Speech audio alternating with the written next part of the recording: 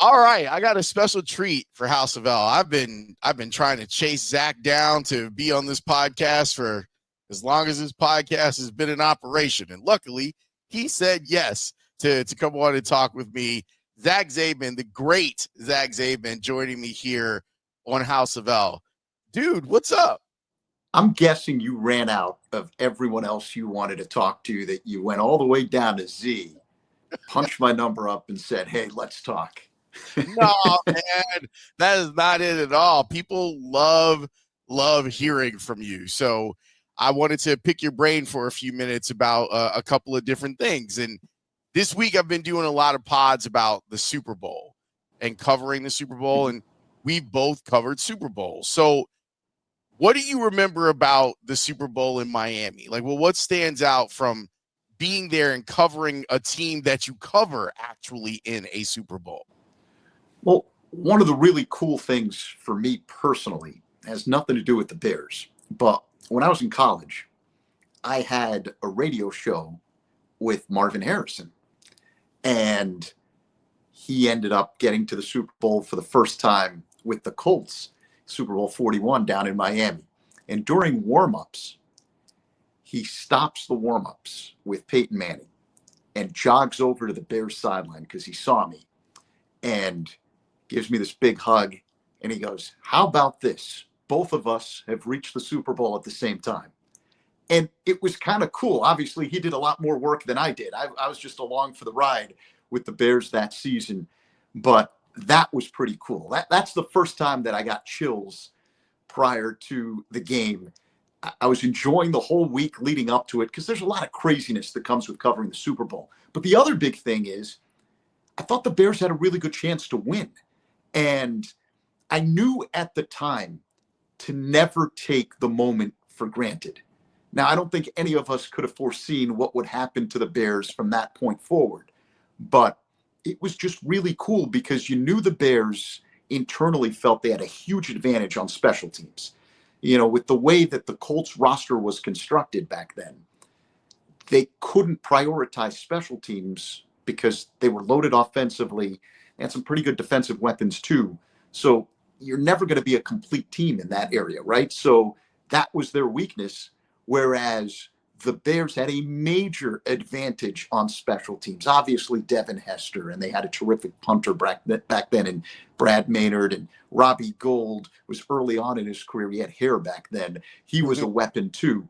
But the Bears felt they could score a touchdown. They were so convinced that the night before the Super Bowl, Mike Brown, big-time Bears safety back in the day, he was injured, didn't play in the game. But I remember in the hotel lobby, the night before the Super Bowl, kind of put his arm around me and he said, "We are going to beat this team. We have a major advantage." And he talked about special teams. And I had the same conversation with Dave Tobe, the Bears special teams coordinator at the time. And I didn't think that it would happen on the opening kick. But once it did, it was unbelievable because you knew you were seeing something you had never seen before in the history of this huge game. In the rain, remember? Yeah. And Deion Sanders was a mentor to Devin Hester. And he was working, I think, for NFL Network at the time. And Devin scores the touchdown, comes racing back to the sideline.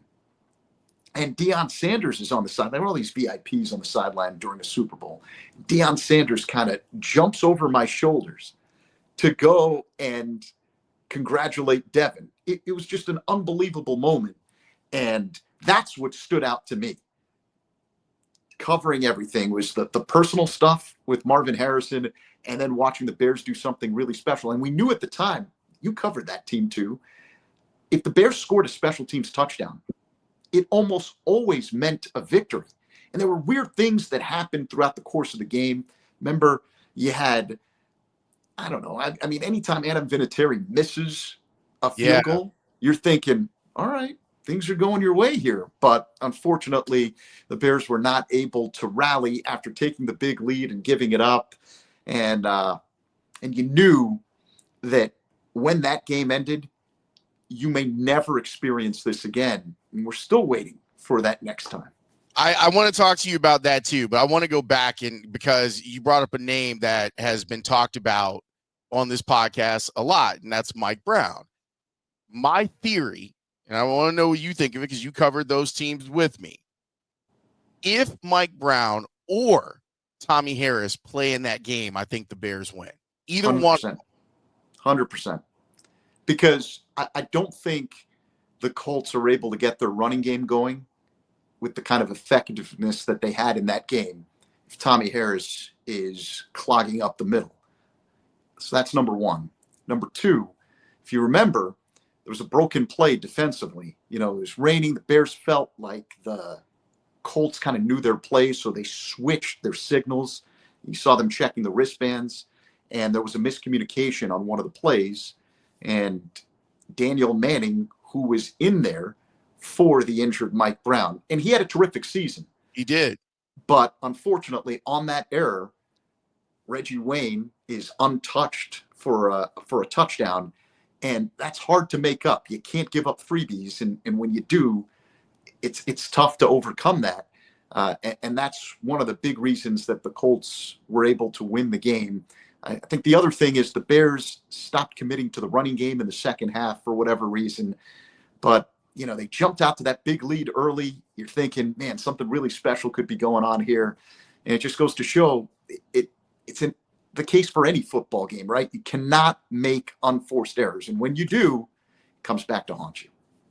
I know that that Tony Dungy had said that he wasn't going to kick to Devin, but I don't know if you know that he told that to me. That was my question. And about a year ago, I had him on Football Night in Chicago, and I confronted him on it. And he was hilarious. He was so gracious. He was like, I remember the question. I remember you asking it. And at the time, I was telling the truth. I wasn't going to kick to Devin Hester, but I went and read the Bible the night before. I got some courage, and it was a huge mistake to kick to Devin Hester. As someone who covered Devin Hester's entire career with the Bears, what was it like for you to see him get to the Hall of Fame? Well-deserved. He changed the game, and it's a shame that the rules now have taken away what made Devin Hester so special, but he was a vital part of the Bears offense via special teams. Simply put, the other thing that stands out about Devin Hester is that any moment was a moment in which you could put 6 points on the board because of his special ability. And the Bears used it magically. There have been other really good returners over the years, but no one was as dynamic as Devin Hester. And it was the perfect combination of a head coach in Lovie Smith who prioritized special teams. There are a lot of coaches that are just offensive and defensive guys, and special teams is kind of put over here.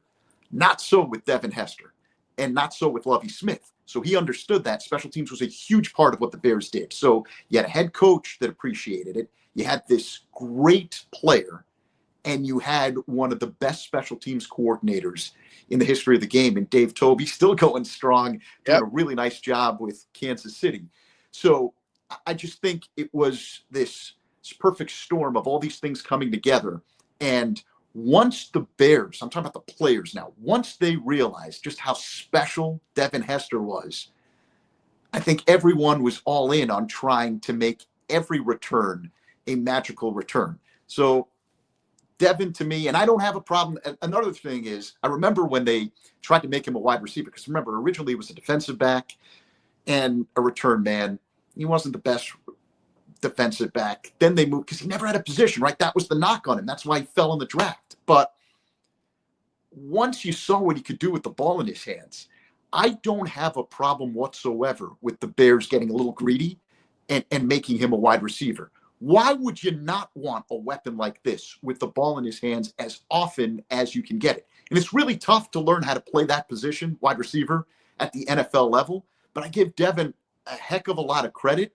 The Bears, and this has been a problem throughout any generation, that they've never really had consistency at the quarterback position. So it's hard to establish a good passing game, a good rapport with the wide receiver if you don't have the continuity that you need at the quarterback position. And I thought that hurt Devin more than anything. A lot of people blame Devin, but I would blame the lack of continuity in terms of the actual passer in Devin not being able to take that super step as a wide receiver. Okay, so let's spin it forward. Clearly, you've been in the Cubs booth for a long time now, but you still pay attention to the Bears. And I was listening Monday night to you being on the air talking about the Bears. What do you think of this Ben Johnson hire? I think, and I joked about this the other day on the air. When's the last time the Bears hired a coach that you didn't have to Google who this guy was? Right?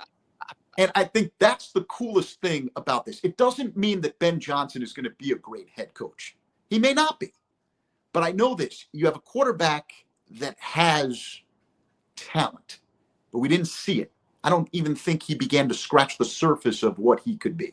I'm with you on that. I think, and that's what's crazy is that even with everything that he went through, he's still now, fourth in the all-time passing list in Bears history. Which says more, and I know there are a lot of people who like to throw the numbers out there. It says more about the ineptitude that the Bears have had at the position over the years than it does about Caleb Williams. Because the reality is, I mean, let's be honest here. I think there are many times in this city we're a great, passionate, enthusiastic football city. But sometimes we let that cloud our judgment and we don't look at things the way we should. And it's hard to say that because as a fan, you want to enjoy what's taking place and you don't want to hear the negativity. But the reality is when the Bears made Caleb Williams the top overall pick in last year's draft, they drafted him to have the kind of impact that Jaden Daniels had in Washington. And he didn't come close to doing that this season. Now, and rightfully so, the argument is, well, how could anyone when you have 2 head coaches, 3 offensive coordinators, you have guys that are chirping about the way the team's being run in week 2 of the season and it never stopped. You have guys that cut the route short and give up. You had guys chirping with fans and giving up on defensive plays with the game in the balance. There's no real consequence for that kind of behavior. So, and that's just what we see. So imagine what we're not seeing. A lot of dysfunction. So I think the thing that stands out to me is now you finally have an offensive mind that is as good as any offensive mind in the game today. This is not hyperbole, and we tend to talk a lot about that in this city. But Ben Johnson is as smart of an offensive mind in the NFL today as Andy Reid, as Sean McVay, as Kyle Shanahan. So now you get to team up that offensive brilliance with a guy who I believe has a lot of offensive talent. Does that mean that Caleb Williams will be the guy that the Bears thought they were getting when they drafted him? I don't know. You know, I think it's fair to have some doubt as to whether or not he can ever be that player because he was supposed to be generational. He didn't look generational this past season. He never showed the kind of poise in the pocket that Jaden Daniels showed. And I think people minimize what Daniels did in this city because they want to hype up Caleb Williams. But it's not just coaching that was the result of what you saw in Washington. I mean, Jaden Daniels, that's special. That's generational. I mean, that's really special stuff that you saw from Jaden Daniels. Poise under pressure, the ability to play at his best in the biggest moments, the ability to put a team on his back in year 1 and win 2 road playoff games. And he wasn't the guy who faltered in the NFC Championship game. He wasn't the guy turning the ball over and committing silly penalties. Now, granted, Philadelphia is loaded. 1-53. There's a lot of talent on that team. But I think going into that game, you just kind of felt, man, if they can avoid mistakes and let Jaden Daniels do his thing, who knows? But they were not able to avoid the mistakes. And Daniels was not able to do his thing. But I think what you're hoping for is that the marriage of Ben Johnson with Caleb Williams can put the Bears in a position where you maximize that kind of talent. And hopefully you can come close to having what Washington appears to have with Jaden Daniels, and hopefully what Houston has with CJ Stroud. I think, 2 years in a row where you had these quarterbacks available, you decided Caleb Williams was the guy. You better hope that he comes close to being like those other two guys. As we're talking, the news kind of broke. I was looking down at my phone a second because it came through. So I hate to break this news to you, but Virginia McCaskey passed away this morning. And I know that you've spent time with Virginia. I just would love to know, because she's someone that I don't think anyone really knew, but you were as close as anyone up there when you were covering the team. What should we know about Virginia McCaskey? She loved the Bears more than anyone that you can think of. It was her life. It was her life. And she hurt when they struggled. And she was as elated as anyone when they had success. Always classy, always. And, I remember this all the time when I would travel with the team as the sideline reporter. You get on the bus, and she usually sat in one of the first seats as you got on the bus, and always knew everyone's name, always said hello, always used to ask about how you were doing, and it was genuine. She truly cared. And I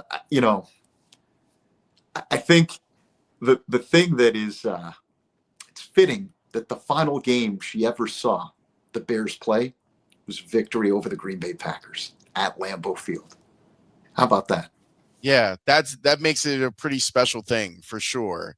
And it's something that family and her in particular have always wanted, to be connected to the beginning of this league and see how it's changed throughout her entire life. Like it's really an amazing life lived by her.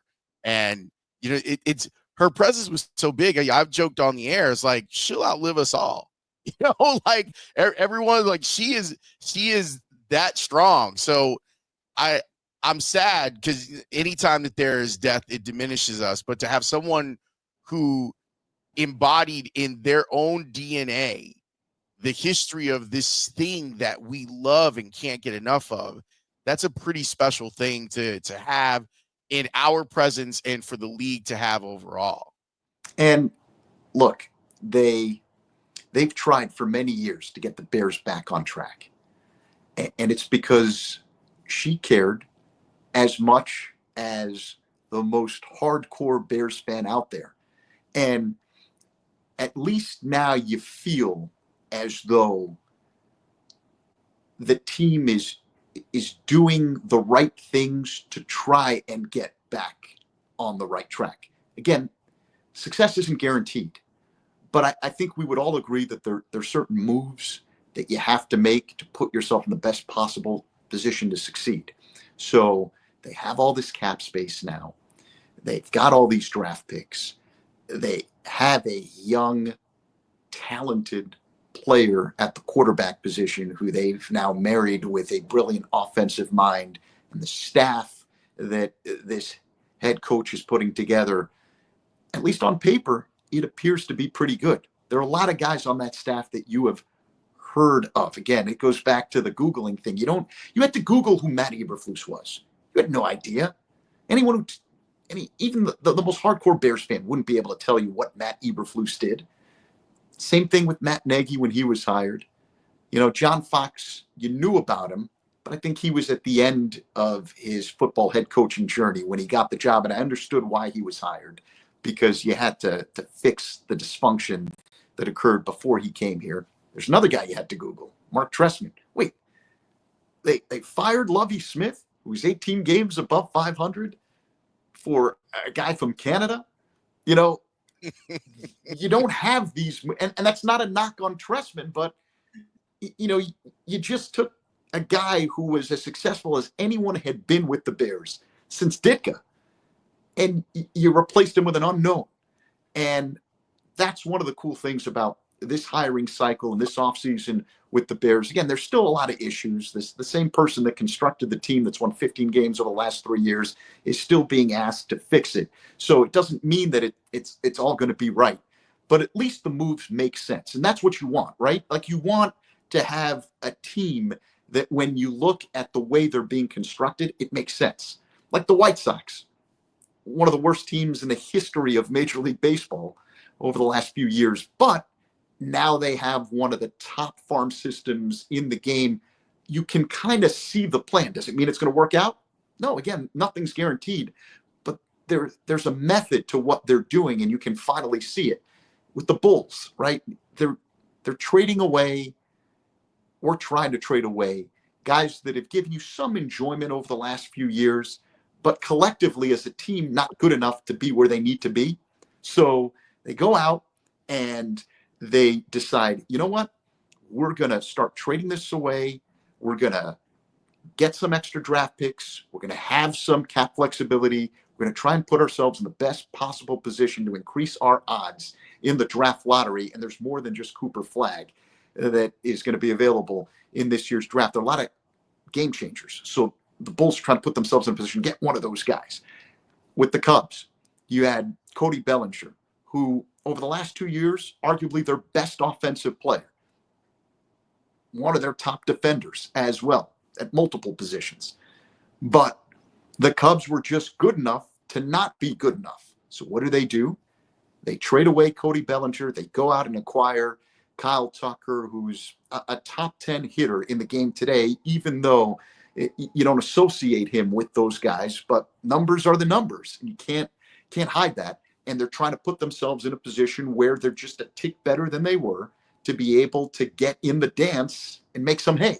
So that's all you're looking for, is smart decisions that give you the best opportunity to maximize the potential of your roster. And I think the Bears are starting to do that. Zach, this was an absolute pleasure. I appreciate your time. I would like to invite you back onto House of L at some point soon. I will take you up on that offer. By the way, we didn't talk about Amanda Beard. We did not talk about Amanda Beard. Would you like to talk about Amanda? No, Beard? I just think it's interesting. You know, you were talking about Miami memories, right? And I'm talking about the look. Olympic sensation, the great swimmer Amanda Beard. Where were we that night? Were we at the Clevelander that night? It was late too. It was like maybe 2:00 in the morning, and you were like, "Hey, guess what?" Well, the best part was on the old Bors and Bernstein show on the Score. The entire station was down in Miami for Super Bowl week. That 5:00, our final Bears hit on Friday, is my favorite radio memory. There's nothing that has topped that, because we were stir crazy and slap happy, and so were they. Everyone came by. It was an amazing moment of radio as far as I was concerned. Well, the best part is, so Amanda Beard is the guest before us, before the Bears report, and it's kind of running, long. Because it's the Score. Everything runs long. I mean, who pays attention to a clock? So anyway,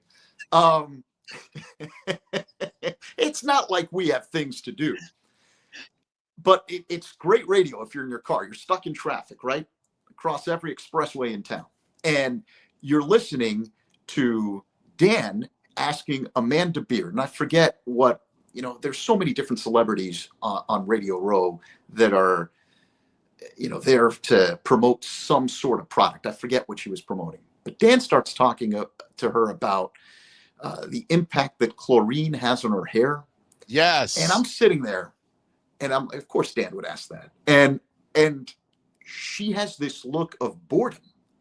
And I'm sitting there, and you're sitting there, and I'm thinking, I've got to help out here in some fashion. So she's talking, he's asking questions like, do we really care about the chlorine impact on a swimmer's hair? And I just go, I don't think I've ever seen you with your hair dry, which was true, because we the only time I've ever seen her is in the Olympics, in the pool, right? Winning medals. And so it started from there. The rest is history. It was a great segment. And you exchanged the numbers, all that kind of stuff. It was a lot of fun. We'll always have Miami. The Riz of one Zach Zaidman, people need to recognize before they even knew what Riz was, that this man had it. Oh man. So yeah, you got to come back, man. We got to do a little bit more like baseball-y stuff with you at some point. Congratulations on continued success. You are one of the best broadcasters I've ever known. I am honored to call you a brother and a friend, man. So thanks for being on the podcast. That means a lot. Thanks, Lawrence.